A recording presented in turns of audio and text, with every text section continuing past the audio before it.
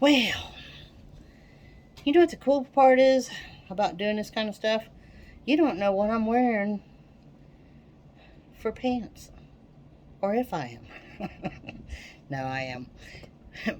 But still cool because I felt like doing a video and then went in and put a shirt over the tank top because it's 98 degrees on my porch.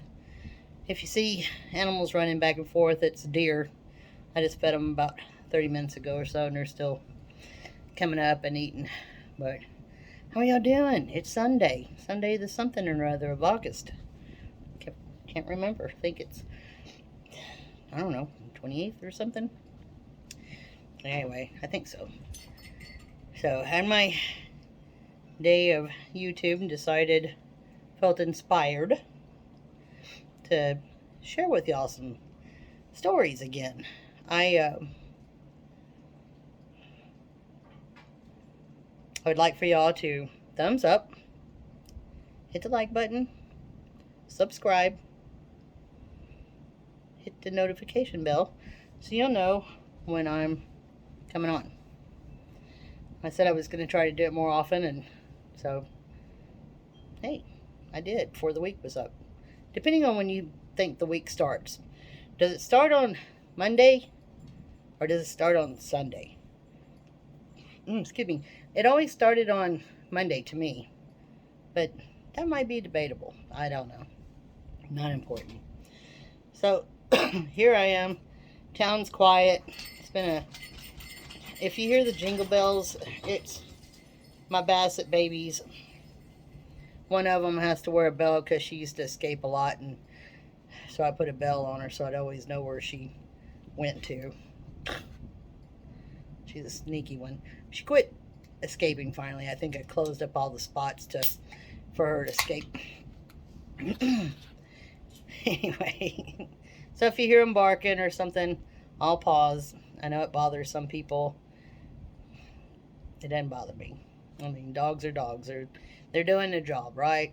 I mean, if you got dogs and they're barking, they're letting you know something's not right. They don't like what they're seeing. Otherwise, mine are usually pretty quiet. So anyway, I don't know how far back I've gone on when I found out I was just a weird kid. And it started when I was about 4 years old. My family had moved to this little town, and my dad decided to start some kind of trucking company. And one day, the house was not too far from his shop, and I grabbed my mom's dog. It was a little Chihuahua. She's always had Chihuahuas or Dachshunds, and you will never see me with either one of them. I love all dogs, I do, but I think I had my fill of them. And I'm love. If you have them, I know they're cute as they can be. Me personally, I'm a mid-sized to large dog person, but I love them all. Anyway, so 4 years old, I decided to grab the dog, take it with me, and my dad had this old. It was a 68 model, I think, Volkswagen Beetle, but it was had a bed on it like a truck. And on the side of the bed, it wasn't just a pane of glass laying on the edge of it. It was, somehow it was set on there, it had a frame, and it was set on there to be safe. I mean, me and the dog crawled up in the bed of the VW, and then the dog walked over and got under that pane of glass, and I saw the vision, or walked near it, and I saw the vision of that pane of glass falling on that dog. And I was really, I remember I was being so still because I was afraid to move. I was afraid if I moved, it would make it fall. So I'm like trying to call the dog over to me, and she wasn't coming.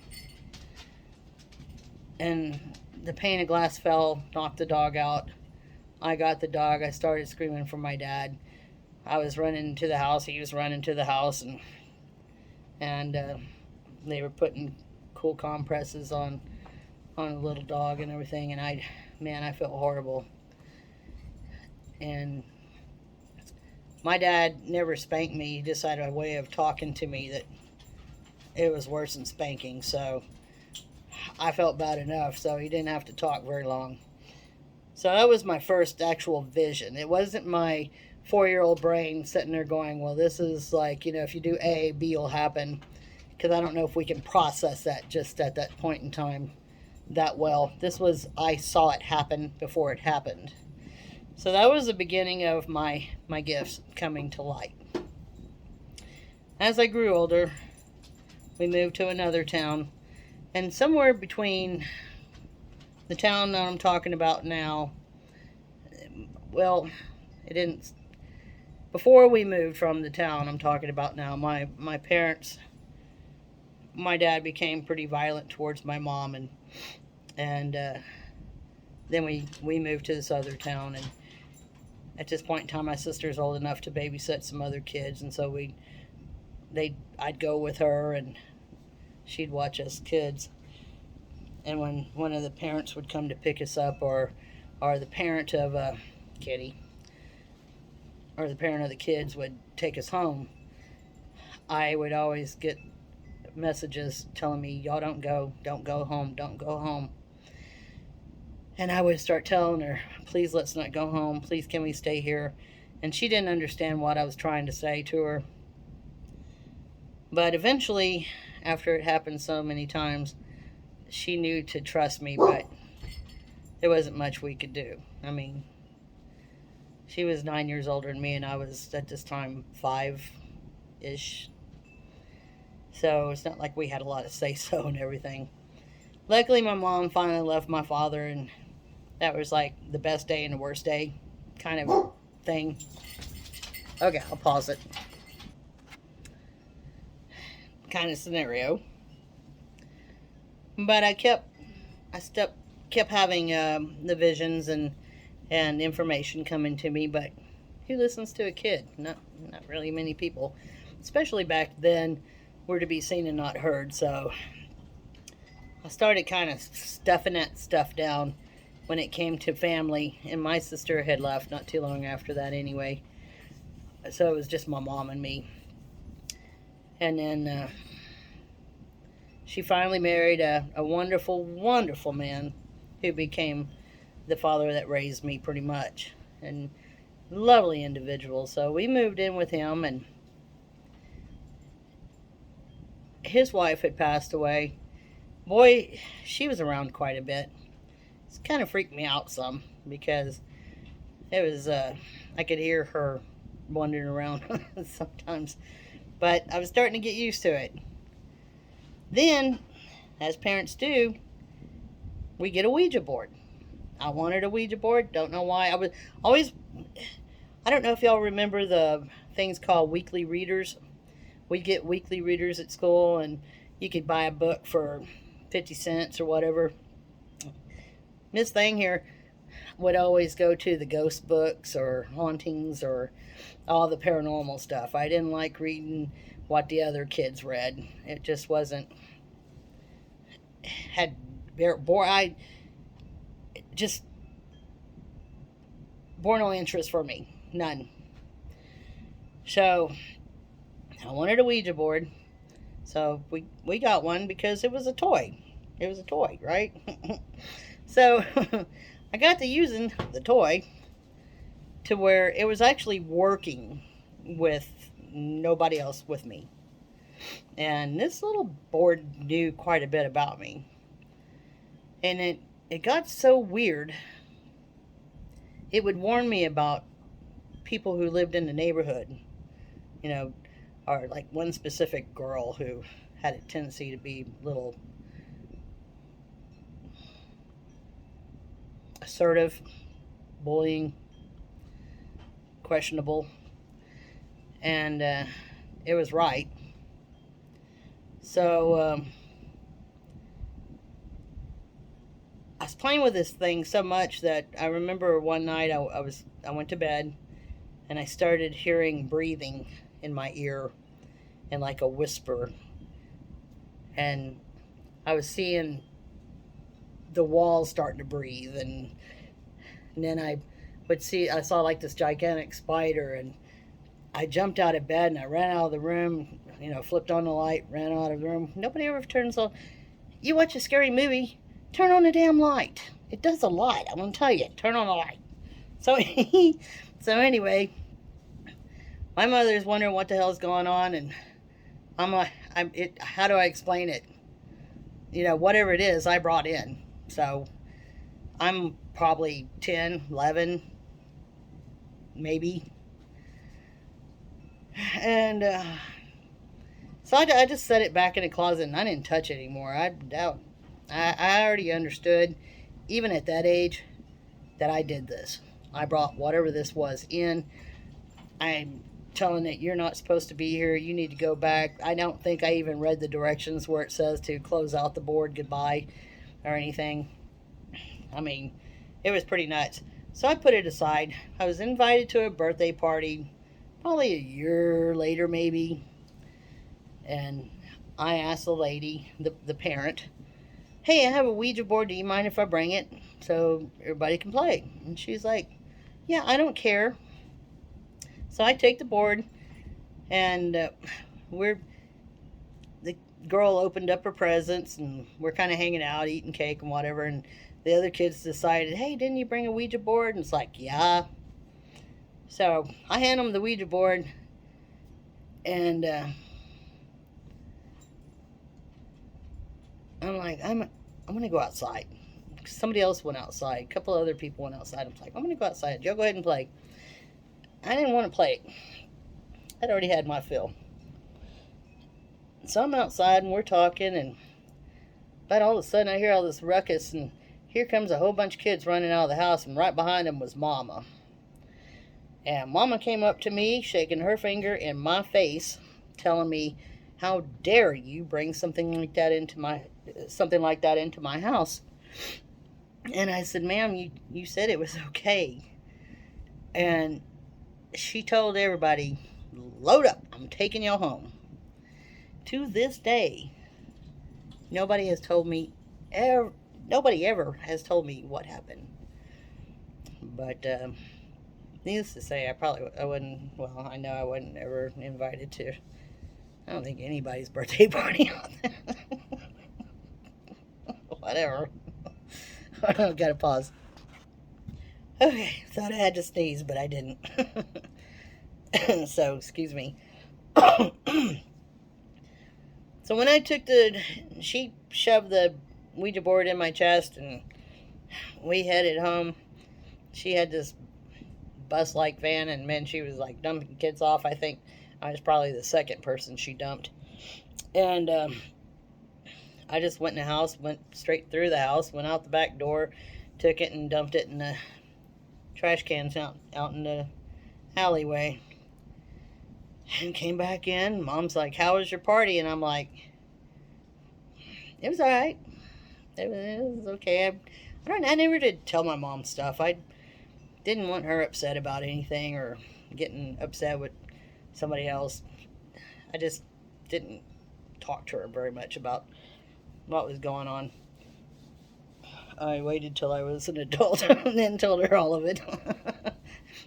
Which I think was a softer landing, honestly. I think she appreciated some of that. Some of it, she's like, well, I wish I would have known then. I was like, yeah, but weren't you happier? Hey, I love my mama. She just didn't, it just some things she just didn't need to know. There was other things she always knew. And my mom was gifted too, so she just didn't practice it. But she had it. Because there was things she knew that there was no way. But, so I got rid of the Ouija board. And luckily, whatever the little prankster spirit that was attached to it went with it. So, I did something right. It either stayed at the people's house or it went to the trash can, and the garbage man thought, hey, this would be a cool gift to give my kids. So it went somewhere. I'm sorry people. Yeesh. But I've always had spirits around, and I never got scared. I mean, it really didn't really didn't bother me. Um, I'll have to tell you the story about the house I lived in. Not my rental, but the one that was next to it. And a lot of, whew, a lot of fun things happened in that one. But ever since I moved to Bandera, when I left home, I moved to San Antonio. Did I say the name where I live? Oh well. Anyway, moved to San Antonio, stayed there for 17 years. Always same thing, weird stuff. I had pretty much suppressed a lot of my gift. And then I moved here and moved into bought a double wide, put it in. I told myself at the age of 25, by 35, I was going to have a home and land. And sure enough, at 35, I had a home and land. But the place that the home was put on, I would be in my house, and I'd hear, and I knew it wasn't Spanish or Tex-Mex or whatever. It was a different language, but they would be at my door. And I'd go to the door, I'd look out the peephole and a little window and open up the big window and look around. And I had 5 acres, and there was nobody on that property. None, no, nothing, zilch. And I'd a little bit later, I'd hear them talking again. I'm like, that's Native American. And I would hear drumming and Native American singing and all kind of stuff. And the more I sit there and kind of slowly shared it, other people were telling me some crazy stories. One man who was sitting on his porch smoking a cigarette, a street behind where I lived, there was a big hill coming up from the river. And he said he heard all this yipping and yapping and horses running. And he stood up trying to figure out who the hell is this, Sorry, YouTube. And he said the noise just went right past his house and disappeared. So they found that there were some Indian mounds around that place, and a lot of people had experience with the Native Americans, and I loved them because they would walk right through me. So that was a lot of fun. I missed those. I missed that interaction. But I moved into town. It didn't stop. It just got more interesting. So, moved in this one house. My partner at the time had an upstairs because I snore, I guess. That was the accusation. And where I was, there was a long hallway. And every night I'd lay in bed and I'd see this man with a little animal walk past my doorway. So one day I walked out of the door and I was going towards the kitchen. And I hear somebody yell at me, "My name is Joseph Kalka." I stopped, turned around, and I was like, "Excuse me? My name is Joseph Kalka." And I'm like, "Well, hello, Mr. Joseph Kalka." And he was happy with that part. He'd walk by every night with this little animal. And one time I took a picture of my dogs through the door, and there's Mr. Kalka's face. Someday I'm going to have to figure out a way to put all this up here. And come to find out, I started doing some research, and yes, he was one of the first people that had moved to this area, and he would somehow graft pecan trees. And I walked out to the backyard, and I looked, and sure enough, it's like one part of the pecan tree's bark was real rough, and another part was a different type of bark on it, the way the tree grew. So sure enough, it was him, and that was his land, and he walked by my room every night like clockwork. So luckily I've never had any super spooky stuff, which has a few of my stories right now of my paranormal and when I moved to this area at 35 years old, that's when my gift came back. And it came back super strong, to where I couldn't walk into anywhere, restaurant, bar, or anything, without voices yelling at me. To the point where finally I figured out to tell them, you can't all do this at once. And I'll continue that story for another day. So 35 is when it all started. The magic started happening for me again. I got it back. I think that the reason we lose it between the ages like 7, 8 on to a certain point of adulthood, for some of us, not everybody, some of these youth, some of these younger folks, they're holding on to it and they're doing great. But I think we just I think we have to do some growing in order to grow into it sometimes, or for it to grow back into us. I'm not sure. I know that was probably what happened for me. But anyway, I'll continue on with when it started happening, and then go into some more of the paranormal stories, how all this kind of interacted to become this lovely goddess that you're seeing right now. Yes, it's Sunday. They ain't no goddess. This is Damaris with my Jeep cap, sitting out with my basset babies. It is now 92 degrees. Whew. Getting chilly out here. Anyway, I'll talk to y'all soon. Listen, hit the like, notification, ring the bell, share, ask me some questions, anything, at DamarisWilson444 at gmail.com. And I'll keep in touch. I keep waiting.